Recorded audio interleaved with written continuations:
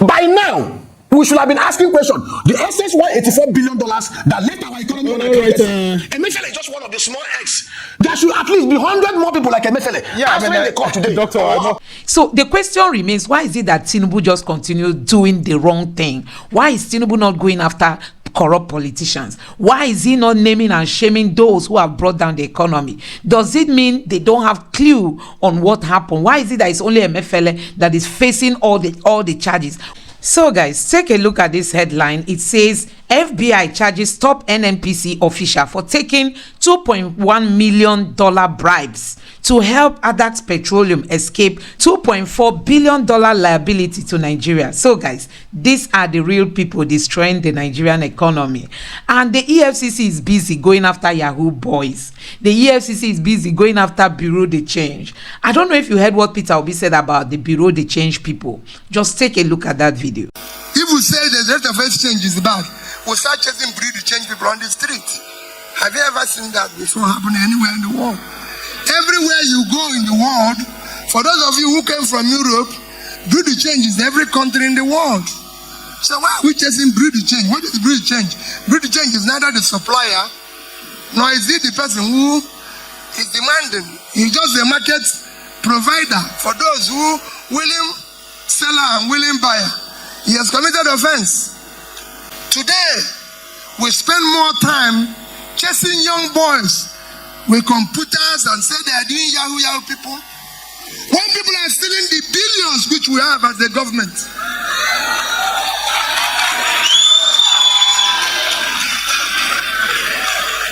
Why are we wasting our time? Why are we doing that? Why are we chasing young men all over the place? So guys, this person reacted and said, while EFCC was chasing Yahoo boys and Bureau de Change, the FBI was helping them handle the actual people killing the Naira. We are a joke. So the question remains, why is it that Tinubu just continues doing the wrong thing? Why is Tinubu not going after corrupt politicians? Why is he not naming and shaming those who have brought down the economy? Does it mean they don't have clue on what happened? Why is it that it's only Emefiele that is facing all the charges? Why is it that the people that worked under Buhari, I mean all the money that was brought into this country, remember the Abacha loot, remember even, oh my God, remember all the money that was borrowed by the Buhari's administration, and we've been told that corrupt politicians made away with that money, and that is why the economy is crumbling at the moment. Why is Tinubu not going after all those people? Why is he trying to protect those people? Why is Tinubu not standing and gathering muscle to fight corruption, which is the number one thing that must be stopped if Nigeria wants to progress? So guys, let me just allow you watch this video so that you will understand better what this man said. Take a look at this. Are you convinced that President Tinubu actually has a very smart Marshall Plan, as he calls it, for this economic crisis? Because a lot of Nigerians were surprised to actually hear him mention that there's a Marshall Plan on ground when many people are unaware of it. Sambo, thanks for having me. To fix Nigeria, we do not need any presidential advisory committee to do it. Recall, it's as if what we have been doing over the last 9 years is rinse, repeat, rinse. Buhari did the same thing when he set up the same presidential advisory committee to advise him. And then the same set of people who are part of those that were in Buhari's committee. And like President Obasanjo will say, it's one thing to advise him, it's another thing for him to accept or reject your advice. We do not need any presidential advisory committee. This president appointed a Federal Executive Council, ministers, ACs, and head of MDS. Those are supposed to be the workforce, the bulwark, the team that should help him to accomplish his promises and manifesto to Nigerians. To fix the Nigerian economy is not a skyrocket science. It does not need committees of this and committees of that. We know the fundamental issues and challenges.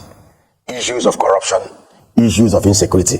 These are the twin demons at the root of the current wars that we have in Nigeria. And these twin demons are the offsprings of the current fraudulent constitutional and physical framework that we have in Nigeria that encourages so much wealth without enterprise instead of creative enterprise wealth making. We can easily fix this country. Nigeria ticks the right boxes to be a top 10 global economy within the next 8 years if we do the best things. And what are those best things? Tackle the corruption headlong, fix the insecurity, and put Nigerians back to productive activities like we used to have between 1960 to 1966. We don't need committees to do it. Before I came to your studio, I took a look at the numbers in 2022. I also looked at the numbers from other economies. One of the arguments that we use to bandy is that we import so much and we produce nothing, and it is not actually true. If you look at our import volumes for 2022 compared to our GDP, it's about 12%. It is one of the lowest in the whole world. Singapore, less than Alimosho in land size, 5 million people, imported over $701 billion worth of goods into their economy. 153% of their GDP importation. They did not import for consumption. They imported things needed to grow their economy and make it one of the top 4 economies in the whole world. What has been the problem with Nigeria is not that we are importing. What are we importing? If you look at the numbers, 2022, we imported $60 billion worth of goods and services. We exported only $57 billion. We had diaspora remittances in excess of over $15 billion. And other revenues that came in, even borrowings. Net, we should not be having Naira depreciating at the rate it is going today. What is driving it is corruption. What we expected this government to do, when you appointed ministers and the MDA heads, there should be targets, there should be key performance indicators. And you should show Nigerians what you need to do. I will give you examples. I looked at the import volumes in Nigeria and I discovered some shocking things. We imported $24 billion worth of mineral oil, refined petroleum products, and synthetics. We even imported $2.3 billion worth of plastics. We imported food, even fish. We imported $899 million worth of fish. These are things we can easily produce. We actually imported over 600,000 tons of palm oil. In a forward-thinking and a creative-thinking government will have sat down. Look at the 2022 numbers, where we have comparative advantage. Example, why should a Nigeria that controlled 45% of the global palm oil market in 1965 be importing palm oil when we have palm oil growing in the wild? We consume 2.4 million tons of palm oil per annum. We only produce 1.4 million tons based on the record by the US Agri Department. How do we cover the 1 million tons domestic supply deficit and even increase it to about 3 million tons to enable us export like Malaysia, Indonesia? It's a no-brainer. A forward-thinking government should put in place, who is the agri minister, we don't even know, measures to cultivate incrementally over the next 3 years. What we should be hearing from them is that, hey, we have seen this, there's a deficit that we need to cover. These and these and these are what we are putting in place to cultivate 400 to 500,000 hectares of new Tenara palm plantations across the palm belt of the southeast, south, and southwest and middle belt. We are putting in place these PPP measures to set in place 1,740 cottage factories that can do at least 10 tons or 20 tons of palm oil value chain, manufacturing and processing over the next 3-4 years to cover this. That is a government that we should be taking about. We don't need a committee to do it. We need a committee where the Minister of Agriculture will be telling us, we are coordinating. We consume 7.5 million tons of rice. We only produce 5 million tons. What are we going to be doing over the next 9 months to cultivate and produce 15 million tons of paddy rice and 12 million tons of processed rice across the rice belt over the next 9 months? That is what we need to be hearing. There are things that you will do that do not need committees to do. Nigeria is a global economy. All right. An awesome economy that ticks the right boxes. Very interesting submission you got here, Doctor. But of course, you know that the president is actually gathering these people because they have some international experience, and then of course they run multi-billion-dollar companies. I actually wanted you to touch on that Marshall Plan because many of us didn't really know that there was a Marshall Plan in place. But here's President Tinubu meeting these billionaires in dollars. What's coming out of that meeting is that look, he wants to stabilize the economy and he has a Marshall Plan in place. We don't know if some of the agricultural things you talked about is contained in the Marshall Plan. Have you heard or seen any of that Marshall Plan? Or could it be the renewed Hope Manifesto that's now been translated into a government document? Sambo, a Marshall Plan that is not contained in the manifesto of the current government is an afterthought. And if there is a Marshall Plan, transparency and accountability require that it should be in the public domain. It should be with the National Assembly. It should be there out for professionals and Nigerians to interrogate it and make their input. We are in a democracy, government of the people, for the people, and by the people. That is how it's supposed to be. A Marshall Plan should be an all-encapsulating plan that brings about all-inclusive growth, that takes the over 197 million poor Nigerians out of poverty and creates massive jobs and end the insecurity. A Marshall Plan that does not detail within the next 3-6 months how we can totally destroy insecurity. is something we want to see. A Marshall Plan that shows us clearly how within the next 6 to 9 months, how we need to tackle the oil thefts in the oil and gas sector and ramp up production of crude oil to at least the 2.6 million barrels a day capacity it was between 2010 and 2011 is one we want to see. A Marshall Plan that devolves and diversifies the current security architecture of Nigeria back to what we had in 1960 to 1966, when security is given back to the communities and the municipals in such a way that they can protect themselves and go back to the farm. Is the kind of Marshall Plan we want to see documented. The house, the ways, the work to be done, to use to do it, and the resources required.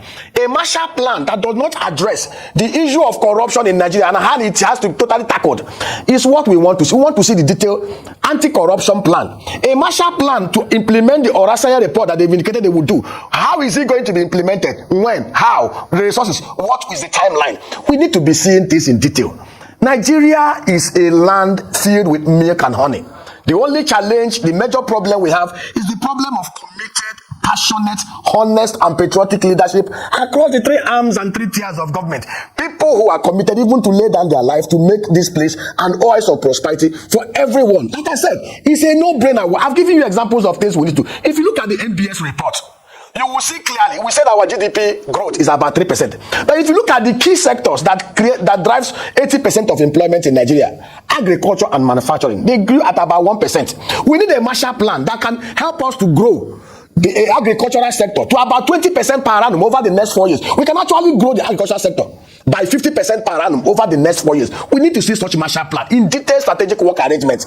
We need to see a Marshall Plan that clearly states how do we want to ramp up manufacturing. You saw the things that happen in Aba today. Geometric power. Having a captive arrangement over that local government, Ebe is going to be a booming center in terms of industry. What Marshall Plan do we have to create captive centers, power captive centers, across the 779 local government areas in Nigeria, using comparative advantages of energy feedstocks to ensure that Nigeria has regular power supply, at least generate and distribute 20,000 megawatts of electricity over the next 4 years. That is the kind of Marshall Plan we need to see. We need to see the details, the when, the how, the what is required, the resources, and how it can be raised. We need a Marshall Plan that details. We have a global infrastructure development master plan that requires about $100 billion annually to be able to take Nigeria to from third world to second world economy. How are we going to do this? That is the Marshall Plan we need to put in place and see it in details. All right, no room for rhetorics and high falutin words this season when things are not going well. All right, thank you so much, Dr. Buhari. Now, talk to me about some of the plans that we've had in recent, the past few years. For example, the Buhari administration had the Economic Growth Recovery Plan. And we just thought that that would be able to take us within the medium term. But it looks like immediately President Buhari just left power. That was thrown out of the window. And now, possibly, this Marshall Plan is being put together on a medium-term level scale. When are we going to be having a longer national development plan that governments will come and implement irrespective of political parties, so that we stop all these short-term measures that actually die off with governments, with the lifespan of each government, actually? Sambo, under Okonjo-Iweala as the coordinating minister of the economy, Nigeria, with the help of the World Bank, developed a global infrastructure development master plan that clearly articulated sector by sector what we need to do to take Nigeria from our present state as a highly indebted poor country to a second world country. It was a very audacious plan that showed clearly that we will need consistent non-physical capital investment of about $3 trillion over the next 30 years, $100 billion annually. And we know of a truth that for us to attract $100 billion capital into this economy, we need to put in place the right constitutional, physical, political, governance, and institutional framework and reforms to enable us drive it. I say it to anybody who cares to listen. The greatest export of Nigeria is not the crude oil. It's our diasporans. I was privileged to have a meeting with some of the best diasporans in Nigeria, medical doctors over for 2 years. Most of them live in Europe, who were so eager to develop this country. And one thing I hear from them unanimously is that with the diasporans alone, if we put in place the transparent physical and constitutional framework and government that can be trusted, that the diasporans alone can bring in that capital annually. In fact, most of them are so eager to go to Abia State to invest because of the social and the transparency capital that Allah is already building within the last 8 months. Those are the kind of things we're talking about. This infrastructure development was developed, and I expected every successive government to have followed with it. Buhari came to power 2017. They launched with so much fanfare and glitterity the Economic Recovery Growth Plan, and we picked out some of the things they said they would do. In 2017 April, they said by 2020 December, they will have facilitated the building of at least 2 million housing units to help bridge the housing deficit in Nigeria that will require about $351 billion to cover. By December 2021, I remember I did a published article in the Punch newspapers. How many of the 2 million housing units did Fashola and Buhari facilitate in Nigeria? None was done. Less than 5,000 housing units. I expect a government that is creatively thinking, that is patriotic, to be looking at things sector by sector. I give you an example of housing. We have a housing deficit in Nigeria that will require $351 billion to cover over the next 30 years.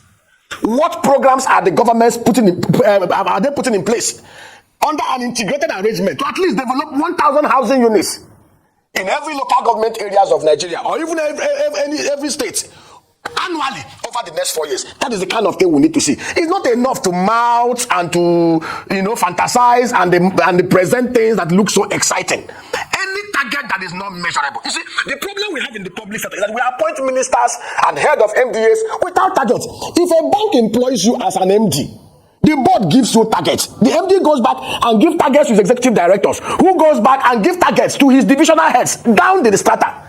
Every week, every month, every quarter, every semi-annual, every annual, things are measured. Those who do not measure up are shipped out. We are expected. Insecurity has been on the rise. Buhari became president and told us in 6 months he would slay insecurity. Insecurity was only in the northeast and the middle belt. After wasting $27 billion in security expenditures, Buhari succeeded in extending insecurity to every region of Nigeria, which is not the current government is tackling it. But we expect this current government. The current security architecture of Nigeria is not working, and it is the truth. The only way we can fix insecurity is to devolve security back to the regions, to the states, to the local government, and to the communities. All right, Dr. Buhari. Very good. You can't achieve full security without security of lives and properties. Yeah, of course, that's very, very clear. Now, considering this visit by these billionaires to President Tinubu and then the economic advisory team being put together by him, I want you to hear someone's opinion. I mean, he's a former federal lawmaker, and this is what he has to say. And I'm speaking specifically about Senator Shehu Sani. And he says, I've gone through the list of the economic team. I've seen the names of some economic parasites that are part of the economic problem of the country. They have brought in some hyenas to protect our meat. They should be removed. What do you make of that statement? Actually, could he be indicting these private sector stakeholders are saying that, look, these are part of the problem? I mean, like you had mentioned yourself, former President Buhari had them. We've seen former President Goodluck Jonathan also having the same set of people. So what's so new with President Tinubu having these billionaires like Dangote, Lumelu and others as an economic advisory team? Sambo, as of December 2023, a bag of cement was selling for 5,000 naira for 50 kg. In some part of Nigeria, it is selling for 15,000 to 17,000 naira per 50 kg. The cement manufacturers in Nigeria, who consumes the raw materials used to produce cement in Nigeria, is almost 80% raw material sourced from Nigeria that is not subject to dollar fluctuations.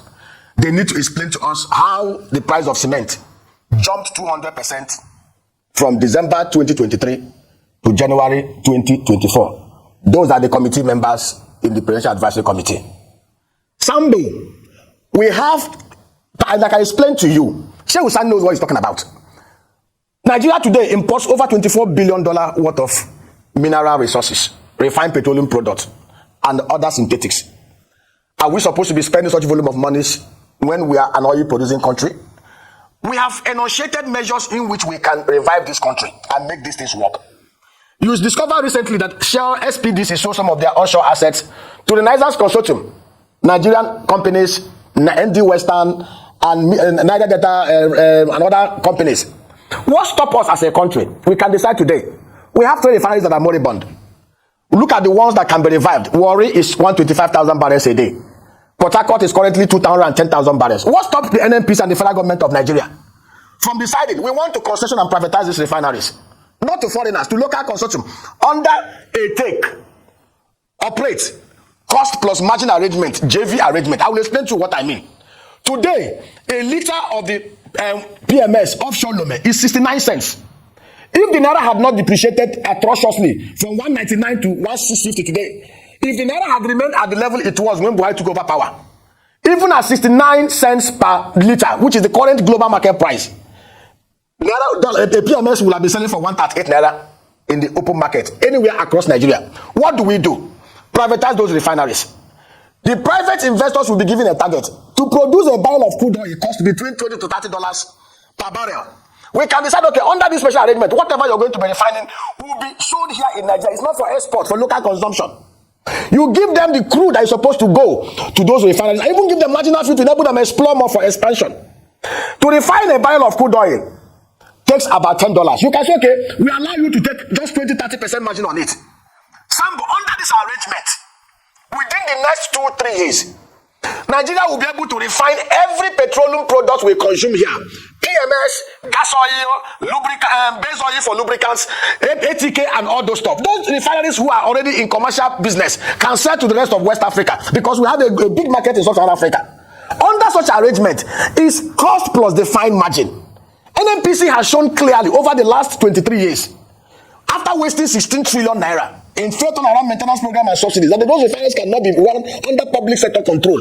Such arrangement will help us. That's the kind of thing we want to be seen done.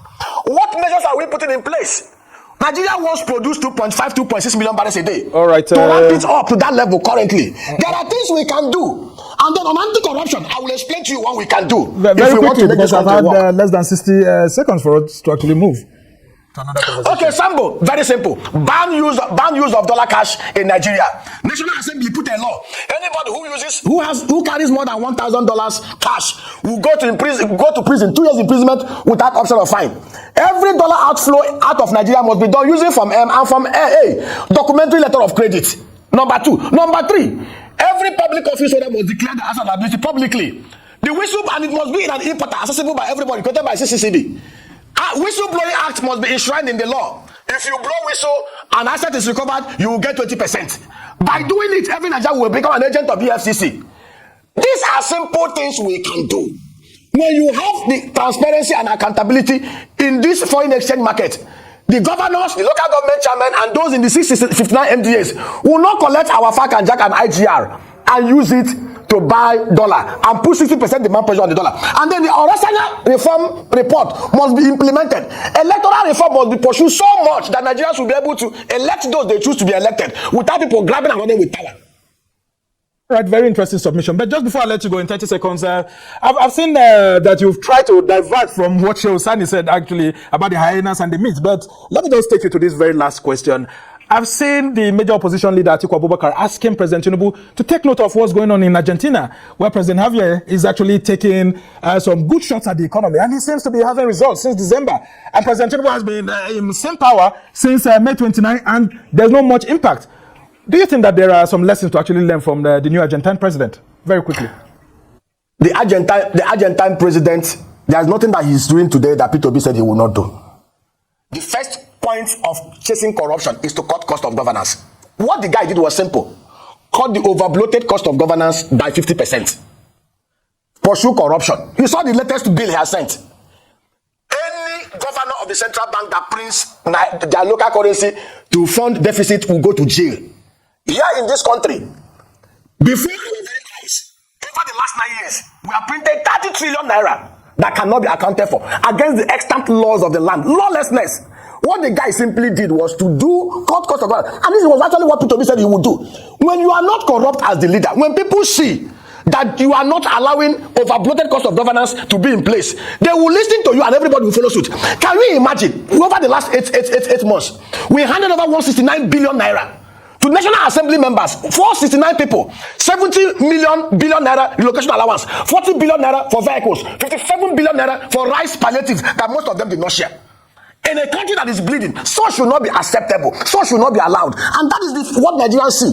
The Nigerians do not see those in power making the sacrifices that they expect us to make. By now, we should have had the presidential fleet sold out 90% and have just very few. So what we expect the government to do is enough of rhetorics. Lead by action. Make sacrifices. Let us see corruption being fought headlong. No rhetorics. By now, we should have been asking questions. The excess $184 billion that left our economy Emefiele is just one of the small eggs. There should at least be 100 more people like Emefiele. Today. Doctor, I know over the last 8 years. I know how passionate you are about this. And of course, we are all passionate about changing our country because, it's not good how we see things going wrong in the economy. So, guys, you have seen it. These people keep pursuing shadow. They don't want to face the real substance.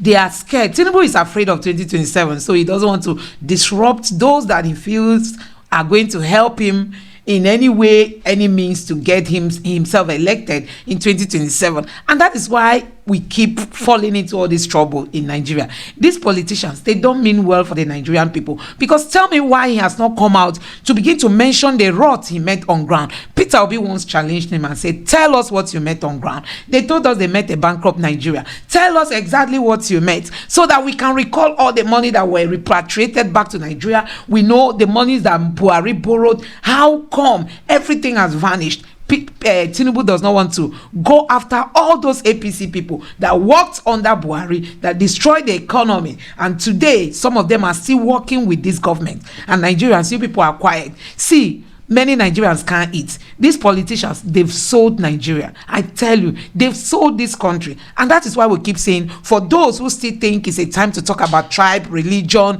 you don't want to talk of competence, you don't want to talk of people who have credibility, people you can trust, you are still saying it's a melocon, it's my people, it's our turn. Now the hunger is biting, it's touching everybody, including you that was saying that you were going to vote because he's from your tribe. Now you have voted your tribe. Where is the hunger? Is he not living in your house? So guys, these are some of the things we keep saying, that Nigeria has outgrown what we saw in the last election. And Mahmoud, anyway, God knows how to repay him. Let me know what you think about all this in the comment section below. Please don't forget to subscribe to the channel and turn on the notification bell. Thank you.